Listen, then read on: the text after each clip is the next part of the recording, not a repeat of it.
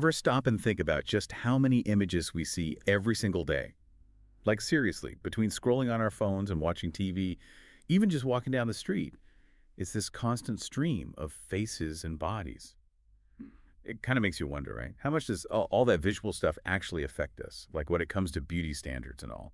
It's definitely something worth thinking about, that's for sure. How Our brains are wired to process all that visual information super fast, It's almost like it's just instinct or something. Totally. And that's actually what makes this whole deep dive we're doing so interesting, I think. We're looking at this YouTube video script. It's for the Mindful Minutes podcast by this guy, Apostle Israel Aloja. He makes a really strong argument against like overhyping beauty and all the discrimination that can come with it. And it really got me thinking, how often do we judge a book by its cover, even if we don't realize we're doing it? Yeah, it's definitely a natural human tendency, but it's one we can learn to understand better, for sure. Absolutely. So Apostle Loja, in this video, he starts out by talking about all the pressure to have these like perfect bodies and faces and how so much of that pressure comes from what we see in the media, which made me wonder, like, has it always been this intense, or is all this pressure like a modern thing? Well, the idea of, some kind of ideal beauty that's been around forever, literally for centuries. I mean, think about those old sculptures, the classical ones. They were all about these super specific proportions and symmetry and stuff like that. And if you look at different cultures throughout history, they've all had their own, unique ideas about what they considered beautiful. So it's not just filters in Photoshop then, huh? No, not at all. I think what's changed is just how many images we see now and how easy it is to see them. We're just constantly bombarded with this very narrow and honestly often totally unrealistic standard of beauty. And I think it makes it harder to, appreciate the diversity of how people actually look. Yeah, it's like we're always comparing ourselves to everybody else's highlight reel, like 204/7. And speaking of, standards and stuff, Apostle Loja actually brings up this verse from the Bible. It's from Proverbs chapter 31, verse 30, and it says, "Charm is deceptive and beauty is fleeting, but a woman who fears the Lord is to be praised." So is that like saying we should just reject all forms of beauty? What's the deeper message there, do you think? I don't think it's saying we should reject beauty completely. I think it's more about saying that the kind of beauty we see on the outside, that's temporary. It fades, as we get older. What the verse is really emphasizing is that true worth comes from something deeper character, inner strength, that connection to like something bigger than ourselves. Okay, so how do you cultivate that inner beauty then? Is it something you're like born with, or can you actually work on it and develop it? That's a good question. I think it's probably a little bit of both, honestly. We all have certain qualities, right? Things that make us unique and valuable. But inner beauty, it's like any skill, It's something you can nurture and get stronger over time through like conscious effort. Things like practicing gratitude, for example, or focusing on personal growth and being more compassionate. I think those all add to inner beauty. Thinking about the pressure on people who are always getting praised for their looks, especially like celebrities and influencers. Yeah. It seems like their whole value gets tied up in how they look. Is that what this proverb is like warning against? Totally. I think so. The verse is definitely kind of implicitly, I guess, criticizing that whole thing of reducing people to just their looks. It's saying there's way more to a person than just their appearance. And when we put too much emphasis on just beauty, we risk missing out on those deeper qualities. Which kind of leads us to like the other side of all this. Apostle Loja also talks about how people who don't fit those really narrow beauty standards, people who are labeled ugly or disabled, they often face discrimination.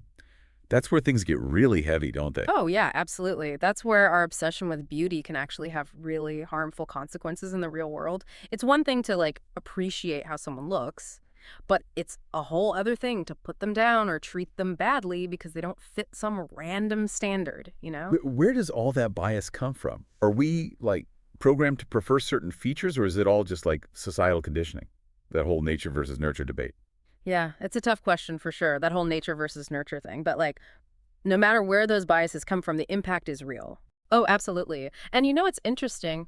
Even with all the different ways that beauty standards have changed across different cultures and throughout history, there are some things that people seem to like consistently prefer, like symmetry, for example, and clear skin, and features that we usually associate with youth and being healthy, So maybe they're the ISA biological component to it then. Like, are we just kind of hardwired to be drawn to certain features? It's possible, but I think it's important to remember that those preferences, they get like amplified and distorted by all those societal pressures, you know? What we end up seeing as beautiful, it's heavily influenced by all those images and messages that we're constantly bombarded with. So it's like our brains are being like trained to see beauty in this very specific way, and it's often not even realistic. This makes me think about that verse from Genesis. It's chapter 1, verse 27, where it says that we're all made in God's image. What does that really mean, though, in this context? Does it mean we should, like, ignore all our differences? Or is there something beautiful about, like, diversity itself? Now, that is a really deep question. It gets to the core of what Apostle Elijah is talking about, you know, that idea of being created in God's image. It speaks to the fact that we all have this inherent worth, regardless of how we look. It's like it's suggesting that true beauty comes from our shared humanity, from our capacity for love and compassion and connection. So it's not about pretending that our differences don't exist, but about recognizing that those differences are part of what makes us human, part of what makes us beautiful. Exactly. Diversity is something we should be celebrating, not being afraid of. When we get fixated on just outward appearances, we miss out on all the richness and complexity of what it means to be human. And we might miss out on connecting with people who are amazing on the inside, but who don't fit into that like narrow idea of what's considered attractive. Yeah. This brings us to the consequences of discrimination, right? Mm. Like the real world consequences. It's not just about people's feelings getting hurt, is it? Yeah. It can actually have a real impact on their lives. Oh, for sure. There are studies that have shown that people who are seen as more attractive, they often have advantages in things like getting jobs and even just social opportunities. People see them as more trustworthy, more competent, even more intelligent, even though there's no actual connection between looks and any of those qualities. So that whole pretty privilege thing, that's real. Unfortunately, it seems like it is. And then on the other side, people who don't fit those conventional beauty standards, they're often dealing with prejudice and discrimination.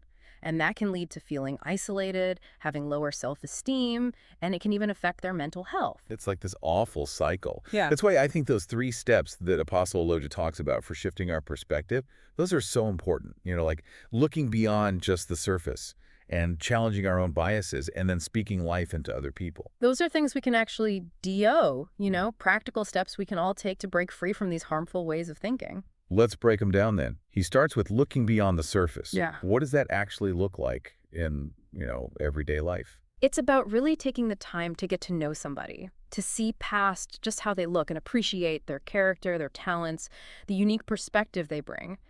It's about having those real conversations, you know, asking questions and listening with an open mind and an open heart. So it's like recognizing that everybody has a story Right. and that everyone has something unique to offer. Exactly. And every time we interact with someone, it's a chance to learn and grow. And then his second step is all about challenging our biases. Mm-hmm. That can be hard though, right? Because sometimes we don't even realize the biases that we have. Oh, that's so true. But I think the first step is just acknowledging that we all have biases. They're shaped by how we were raised, our culture, our experiences, all of it. And once we can admit that to ourselves, we can start to question those biases, think about where they come from, and then really work to get rid of them. It's like we have to do our own deep dive into our minds. And then finally, Apostle Elijah talks about speaking life into other people. Yeah, and that's about using our words to build people up and encourage them, to affirm their worth and value as people, and not just focus on their appearance. It's about putting the focus on their inner qualities, their strengths, the things they've accomplished. It's crazy how a real compliment about, like, someone's kindness or how smart they are can totally change their whole day. It really can. It's such a simple thing to do, but it can have a huge impact. It can help someone shift their focus away from just their looks and toward their own sense of worth. And it can challenge those societal messages that tell us that looks are everything, right? For sure. Every time we compliment someone about something that has nothing to do with how they look, we're pushing back against those messages. We're saying that true beauty goes way deeper than just what's on the surface. Yeah, it's like we're actually retraining our brains and the brains of everyone around us to appreciate the kind of beauty that really matters, Sure. Like we can't escape visuals completely, but I guess we can be more aware of how they affect us and try to focus more on what's really important. So what stands out to you from all this expert speaker? Like, what's the big takeaway for our listeners today? You know, what really strikes me is how deep these beauty standards go. They're so ingrained, like everywhere, that we often don't even realize how much they're affecting how we think and act. What Apostle Elijah is saying, it's like a challenge for us to become more conscious, to really pay attention to how we're judging ourselves and other people. It's like he's calling us to shift our focus away from just outward appearances and look more at the things that really define us as humans. It's a good reminder that we can all make a difference, even in small ways, just by choosing to, look beyond just the surface and really celebrate the different kinds of beauty that are all around us. Here's a question for you, listener, something to really think about. Imagine, like, what if everyone in the whole world suddenly went blind? How do you think our values would change? Would we be better at recognizing what's truly worthwhile in people?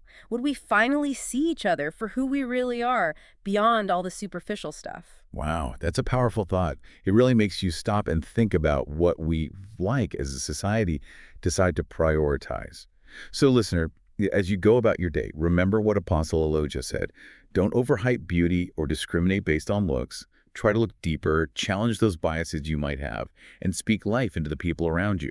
Who knows, maybe we can all start this ripple effect of positive change just by giving genuine compliments and having open-minded conversations. And if this whole topic got you thinking, there's a ton of stuff out there you can explore.